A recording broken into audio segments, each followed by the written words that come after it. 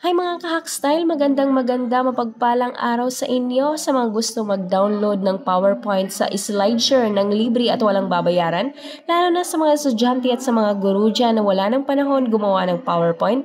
Ito na ang solusyon sa problema ninyo. Libre lang po siya at hindi mo na kailangan ng application para mag-download ng PowerPoint. Kung hindi mo pa alam at gusto mong malaman kung paano gawin, para sa iyo ang video ito. And guys, una po natin gagawin ay pumunta tayo sa ating Google search. Tapos i-type lang po natin yung topic na gusto nating i-download. Tapos kapag okay na po tayo sa topic natin, hanapin natin yung SlideShare ng topic na ating ni-research. Tapos pindutin lang natin yan. Ayan. Kapag nandito na po siya, ayan, scroll down lang po natin. Ito yung napili ko na i-download para makita niyo kung paano i-download ng libre. Ayan, meron kayong makikita dito. Ito po.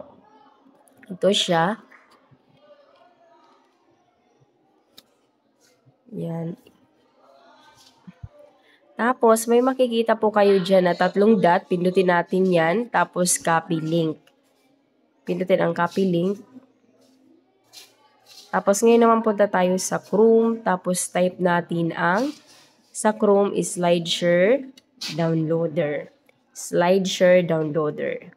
Pagkapunta natin, ito, ulitin ko, is SlideShare Downloader. Ayan, pagkaano po natin ng SlideShare Downloader, ito yung itatype natin sa Chrome, ay ito pong pangalawa, yung may green. SlideShareDownloader.com. Ito pong may green. Ayan po yung gagamitin natin. Pindutin natin yan. Tapos dito po, SlideShare link, yung kinapin nating link kanina, i-paste lang natin. Ayan, tapos pindutin natin ang download dito sa baba. Ayan, download na siya. Ayan, antayin lang po natin.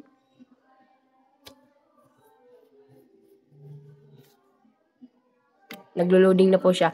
Ayan ang kagandahan po dito. Pwede nating i-download ang naka-PDF at pwedeng naka-PowerPoint. Siyempre, ang kailangan kasi nating PowerPoint, ang piliin natin ay PowerPoint. Yung page pala niya, 17.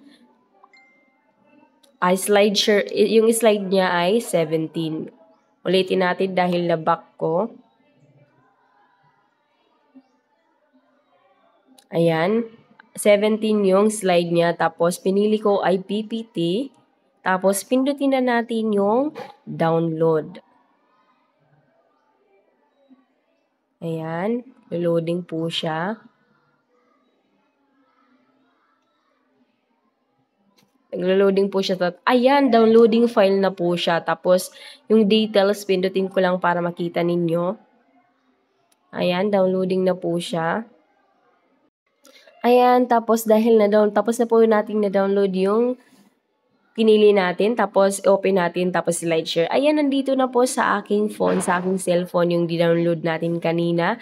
Tapos kung makikita ninyo, ayan, 17 slides po. Kompleto po, wala pong nabawas.